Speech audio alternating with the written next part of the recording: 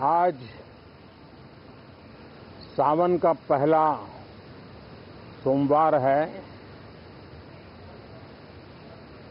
इस पवित्र दिवस पर एक महत्वपूर्ण सत्र का प्रारंभ हो रहा है और सावन के इस पहले सोमवार को मैं देशवासियों को बहुत बहुत शुभकामनाएं देता हूं। आज संसद का मानसून सत्र का भी आरंभ हो रहा है। देश बहुत बारीकी से देख रहा है कि संसद का यह सत्र सकारात्मक हो, सृजनात्मक हो और देशवासियों के सपनों को सिद्ध करने के लिए एक मजबूत नींव रखने वाला हो। साथियों, भारत के लोकतंत्र की जो गौरव यात्रा है उसमें ये एक महत्वपूर्ण पड़ाव के रूप में मैं देख रहा हूं। व्यक्तिगत रूप से मुझे भी, हमारे सभी साथियों को भी ये अत्यंत गर्व का विषय है कि करीब 60 साल के बाद कोई सरकार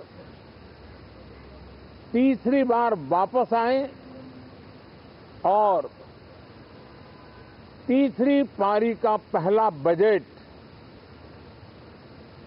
रखने का सौभाग्य प्राप्त हो।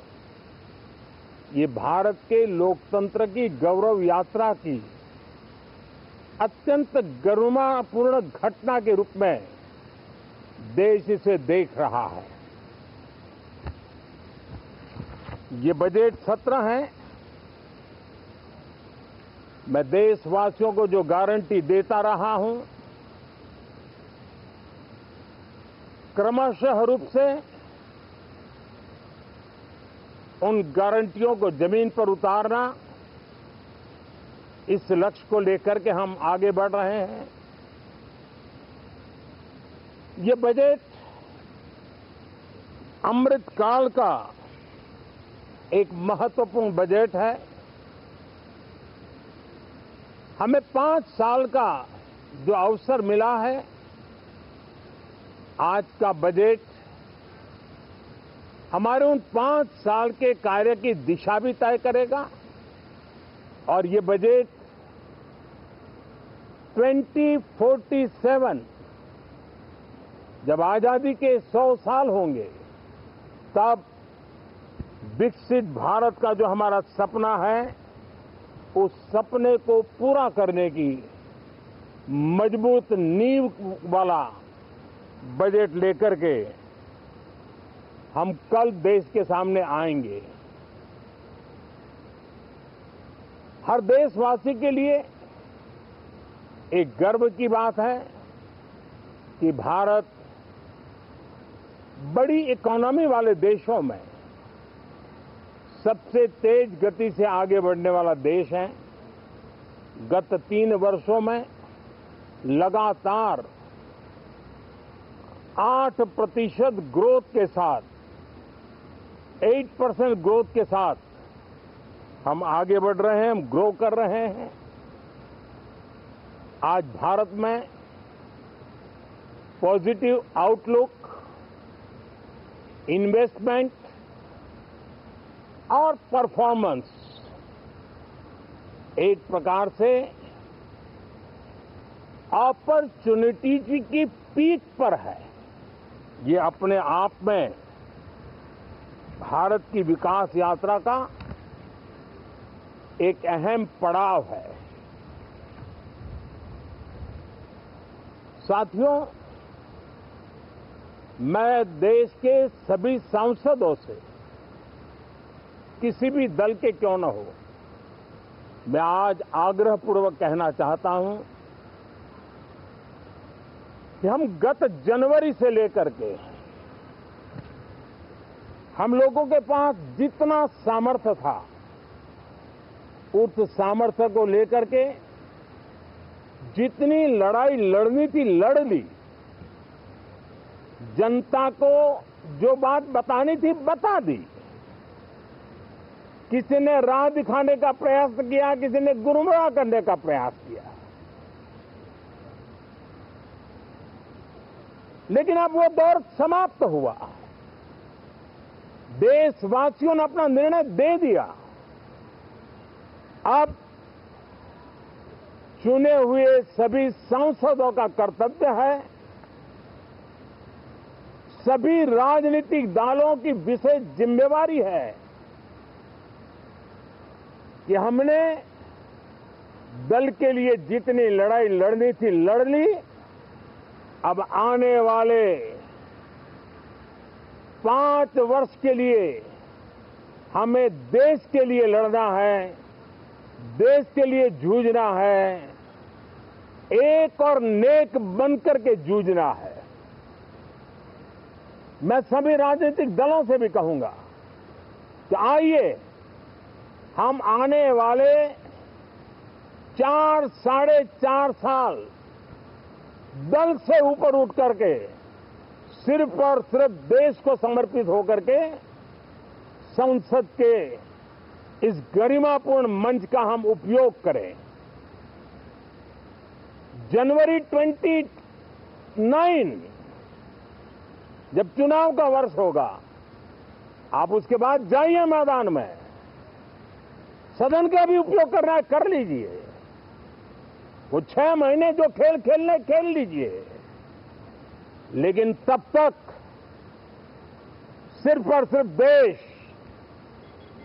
देश के गरीब, देश के किसान, देश के युवा, देश की महिलाएं, उनके सामर्थ्य के लिए, उनको एम्पावर करने के लिए जन भागीदारी का एक जन आंदोलन खड़ा कर करके 2047 के सपने को पूरा करने के लिए हम पूरी ताकत लगाए।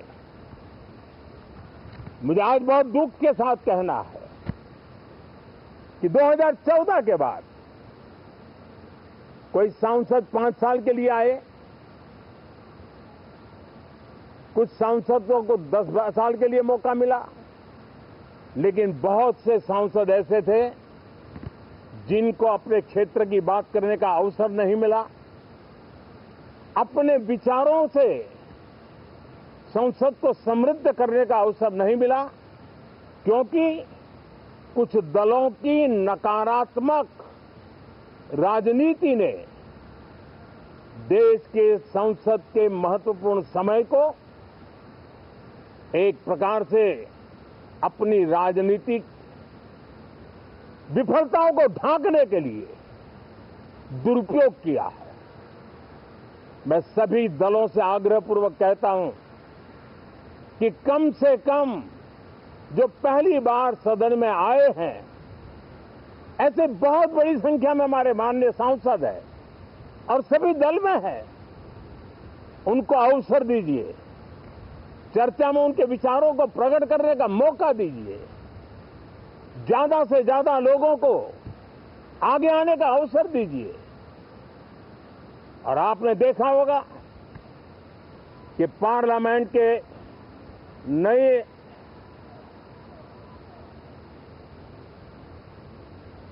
संसद गठन होने के बाद जो पहला सत्र था, 140 करोड़ देशवासियों ने बहुमत के साथ जिस सरकार को सेवा करने का हुक्म किया है देशवासियों ने, उसकी आवाज को कुचलने का और लोकतांत्रिक प्रयास हुआ। 2.5 घंटे तक देश के प्रधानमंत्री का गला घोंटने का, उनकी आवाज को रोकने का, उनकी आवाज को दबाने का लोकतांत्रिक परंपराओं में कोई स्थान नहीं हो सकता है और इसका कोई पश्चाताप तक नहीं है, दिल में दर्द तक नहीं है। मैं आज आग्रहपूर्वक कहना चाहता हूं, देशवासियों ने हमें यहां देश के लिए भेजा है, दल के लिए नहीं भेजा है। ये सदन दल के लिए नहीं, ये सदन देश के लिए है। ये सदन सांसदों तक की सीमा तक नहीं है, 140 करोड़ देशवासियों की एक विराट सीमा करके ये लिए है। मैं विश्वास करता हूं कि हमारे सभी माननीय सांसद पूरी तैयारी के साथ चर्चा को समृद्ध करेंगे। कितने ही विरुद्ध विचार होंगे, विरुद्ध विचार बुरे नहीं होते हैं, नकारात्मक विचार बुरे होते हैं। जहां सोचने की सीमाएं समाप्त हो जाती है, देश को नकारात्मकता की जरूरत नहीं है। देश को